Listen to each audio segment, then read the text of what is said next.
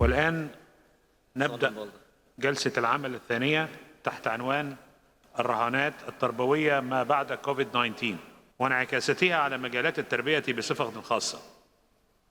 هناك فيديو مسجل للسيد كايلاش ساتيارثي مؤسس مؤسسة كايلاش للأطفال والحائز على جائزة نوبل للسلام عام 2014 يلقي فيه الضوء على هذا الموضوع.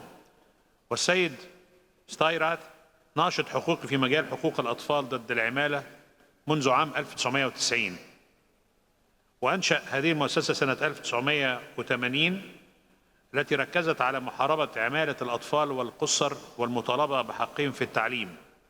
وقد ساعدت هذه المنظمة على تحرير أكثر من 80,000 طفل من مختلف أشكال العبودية وساعدت على نجاح إعادة اندماجهم في المجتمع وتأهيلهم للتعليم. بعد الاستماع ومشاهدة الفيديو سنبدأ بأخذ الكلمات المسجلة للسادة الوفود. واسمحوا لي أن أنيب الدكتورة غادة عبد الباري أمين عام اللجنة الوطنية للتربية والعلوم والثقافة بجمهورية مصر العربية لإدارة الجلسة أثناء غيابي وأراكم قريبا إن شاء الله. My dear sisters and brothers, it is my honor and pleasure to speak at ICESCO's 14th General Conference. I also take this opportunity in thanking His Excellency Abdel Fattah El-Sisi, the President of Egypt, for his compassionate and inspiring leadership. At the outset, I express my deep gratitude and thanks to the Director General, His Excellency Salim Mohammed Al-Malik, for our friendship and partnership. The first time when I came across him and somehow connected with ICESCO, I felt that this is a leading light in the world, not only for Islamic countries and regions, but to the entire world. Because Islam stands for peace. Islam taught us compassion, kindness, global brotherhood. Islam taught us how to love our children. And therefore, the combination of the core values of Islam and education and science and culture can definitely contribute in making this world a better place. And I am so privileged to speak with you because you are spearheading that process through ICESCO. Dear friends, we are at crossroads. The world has to decide whether we will learn from this pandemic or we can simply let it go. The core learning is that we are interconnected. The entire humanity is interdependent. We cannot address any problem or any solution in silos, in isolation. We have to act as one human.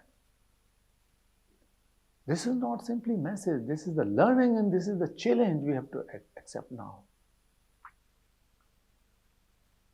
We live in a world where hundreds of millions of children are suffering. In my childhood, I had learned that Hinduism, Christianity, Judaism, Islam, all religions taught us compassion. And that begins with the children. Holy Quran says, not kill your children because of poverty. Jesus says, let the children come to me and do not hinder them from the kingdom of God that belongs to them. In Hinduism, people believe that the children are the faces of God. They are the glimpses of God, and similar things are taught in Islam. But unfortunately, 160 million child laborers are producing wealth at the cost of their freedom, childhood, education, and futures today. 100 million child laborers means 160 million child laborers means 160 million empty seats in classrooms and 160 million jobs of adults taken away by children or given to the children. Every single child laborer is working at the cost of one adult's job. It is not a legal or constitutional issue alone. If we allow this to continue, we allow various forms of human rights violations to continue. We allow poverty to perpetuate. We allow illiteracy to continue. And that is unacceptable. But here I am underlining that for the first time in last 2 decades, the number of child laborers increased between year 2016 and 2020. This was pre-pandemic, after the announcement of Sustainable Development Goals. Today when we are talking, 40,000 additional children would be pushed into child labor, slavery, trafficking, prostitution, forced beggary, or other forms of exploitation.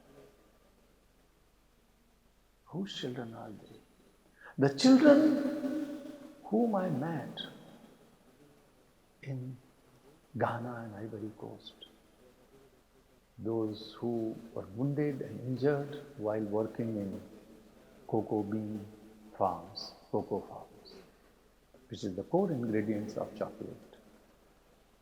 But most of them have never heard, never seen, never tasted a chocolate in their life.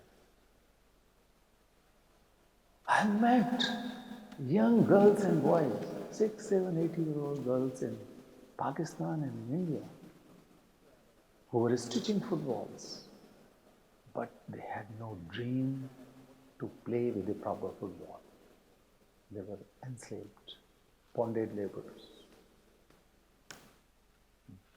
Is it that world which we are going to give to our children? I'm sure, no, not at all. Out of these 160 million child laborers in the world, the most shocking, most ironical, I would say most shameful is that more than half of them, 86 million, come from sub-Saharan African region alone. How can we justify that between 2016 and 2020, the number of child laborers have doubled in Arabic region? And the world has made so much progress. It is our collective responsibility to ensure that every child is safe, free and educated. Dear friends, due to the pandemic, the world is facing so many problems. If we don't address them now, particularly the issues of children, then according to various estimates, more than 45 million children, additional children, would enter into child labor workforce by the end of 2022. Most probably, 25 million children will never come back to schools, to their classrooms. These things are unacceptable. And what is needed to ensure betterment and safety for their children, apart from investment in education and protection, apart from enforcement of laws, as well as the social and moral responsibilities of companies, we have to go for a bolder idea. And that idea is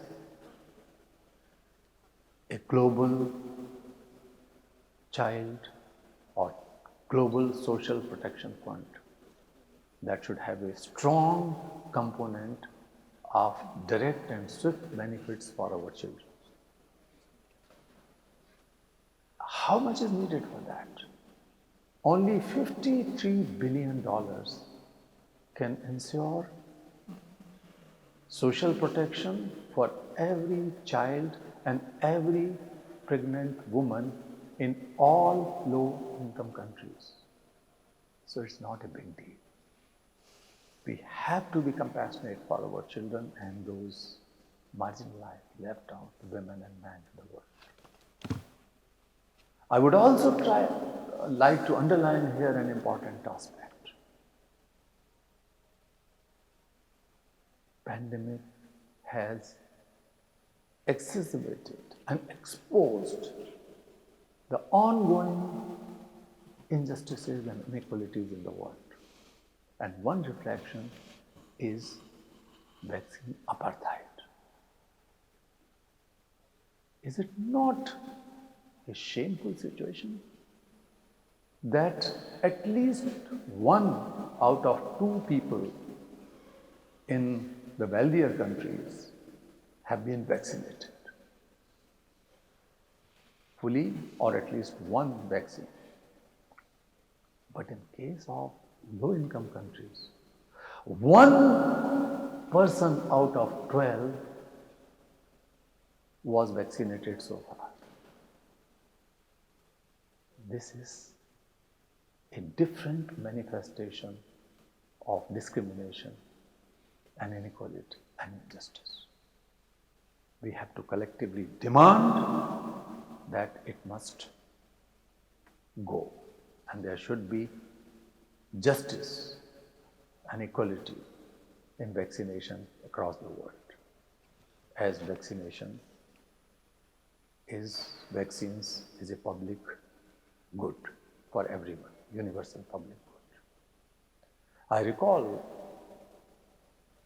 a few months ago when a group of Nobel Peace Laureates, in fact Nobel laureates and other social leaders, world leaders, some of the former presidents and prime ministers joined hands together and called the waiver of intellectual property rights of vaccine manufacturing, the ingredients and so on.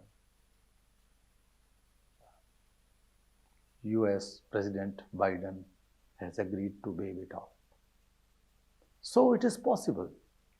We have to have strong moral voices.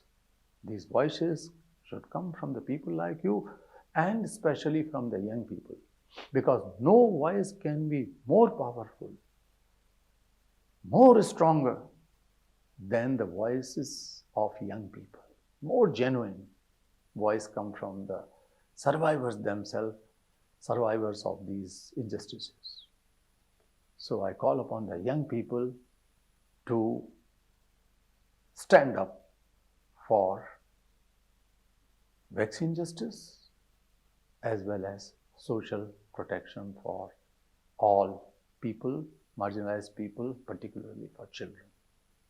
My dear sisters and brothers, I reiterate, you can always count on me as your brother. I will stand with you and I will fight for rights and justice of children. I once again thank you all and trust that you will stand for vaccine justice, also for social protection of every child, every woman, and every person who is marginalized in your region. Inshallah, we will win and we will make our world a better place, a just, equitable, sustainable, and peaceful place. Together, we will do it.